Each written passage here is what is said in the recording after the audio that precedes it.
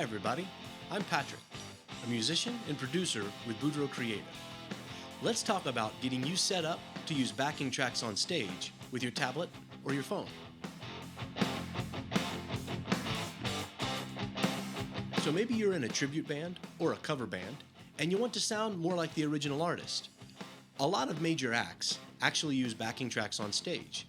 They're not necessarily cheating. They're not playing anything from the tracks that they're pretending to play on stage. Rather, they just record some parts in the studio and bring them out on stage so that the show has a bigger and fuller production. And if you're a solo artist, you might want to do the same thing. You can only play so many instruments at once. So maybe you record some parts at home and then bring them out to your show so that it is all you that is playing for your audience. So there are lots of ways to do this, and you can get really complicated and sophisticated if you want. But if you want a simpler solution, tablets and phones have come a long way and can actually make this pretty easy and inexpensive. So today, I'm going to talk about what you need to get started, how to connect the parts, and a little bit of how it works. So here's what you need: a phone or a tablet, an app to play your backing tracks, a breakout cable, a DI box, a mount for your tablet or your phone, and a personal mixer or a headphone amp. Let's talk about each of these in detail. Let's talk about your main device. I'm talking about a tablet or a phone. Now, you can use a phone, but a tablet has a larger screen and will probably be easier to see on stage. One of the important things to note, however, is that you're going to be using a headphone jack. So if your phone or your tablet doesn't have a headphone jack and you need to use an adapter, make sure to bring it. I like to use one that has a headphone jack. It just makes things simpler and a little more reliable. So then, you'll need an app to play your tracks on stage. You could use the built-in music player app of your device, but those will always play directly from one track to the next, and they're not meant for performance situations, so there can be some other downsides. On Android, I recommend you check out the app that I made called Performance Tracks.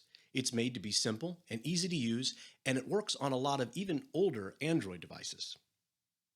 For iOS, I recommend an app called Show One. It's a very full-featured app. You can find that in the App Store. So now that you have a device and an app, you want to get the sound out so the audience can hear it. That's where the breakout cable comes in. It's sometimes referred to as a DJ cable or a Y cable or an 1/8" stereo to 1/4" mono. But here's the essential parts of that. It has a connector on one end that looks like this. It's an 1/8" stereo connector. So you can see the two little black rings on it, or the two little dividers on it. That's on one end, and this is the end that's going to go into your headphone jack. On the other end are two 1/4" mono connectors. These should look like guitar cables or other instrument cables. I like one like this because on the one hand, it's got a nice sturdy connector on one end, but is a really long connector to get through cases and to be able to make sure it plugs all the way in. The thing I like about the other end on this one is that it's clearly marked which side is which, tip versus ring, and they're brightly colored so that even on a dark stage, if you're setting up quickly between sets, you're able to find your way around and don't get mixed up. It's also a good idea to get one that is fairly long.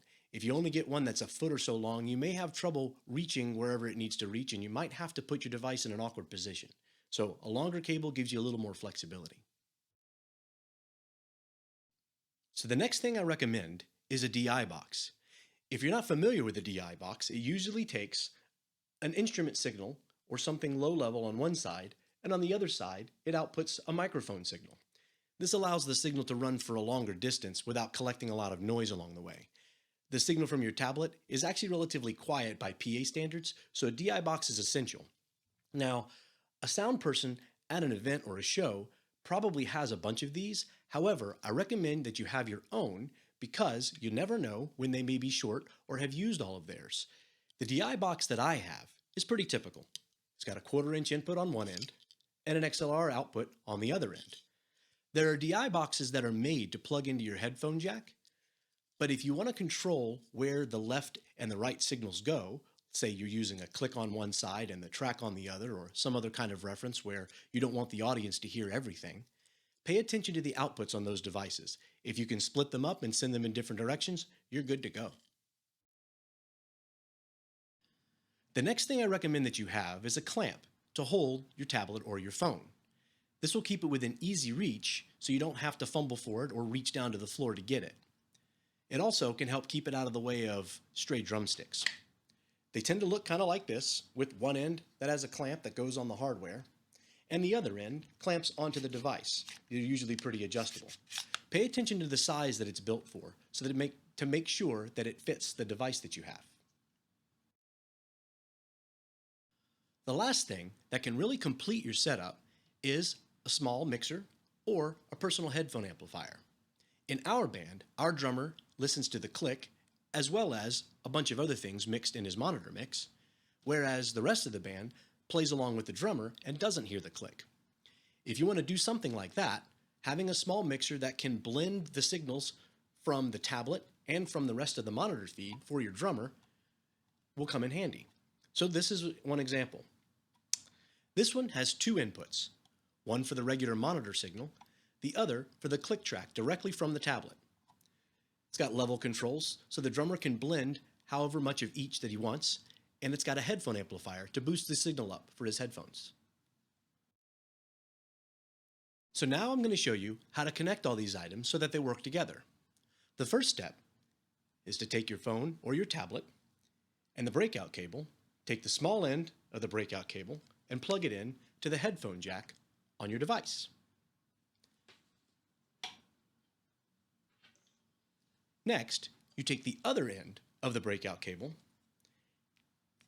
whichever side correlates to where the signal that you want the audience to hear is coming from, take that, plug it into your DI box.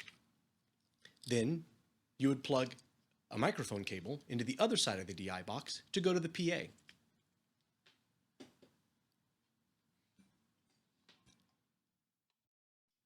And if you use a setup like we do with our drummer, you would take the other side of the breakout cable, which would contain the click signal, and plug that into the headphone amplifier. And there you go. That's the basic signal setup that you would need to be able to use a relatively sophisticated, but still pretty simple, backing track setup on stage.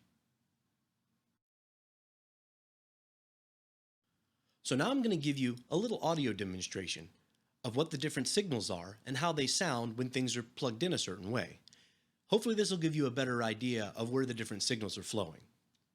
So for background, the tracks that I'm going to use, there is a click on the left channel of stereo, and the tracks that I want the audience to hear are on the right side.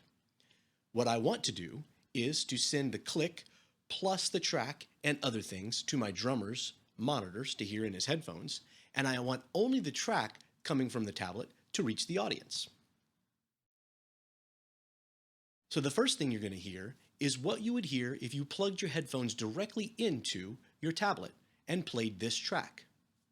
1, 2, 1, 2, 3, 4.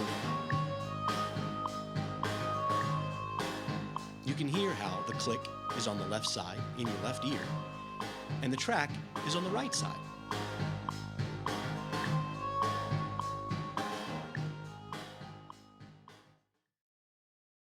So now I'm going to separate things out and play you only what the audience will hear coming from the backing tracks player.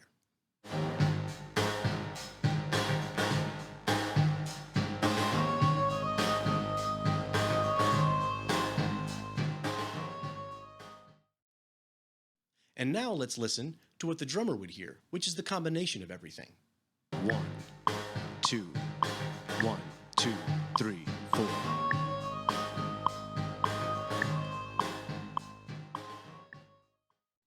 So I hope this video helped get you started using backing tracks on stage.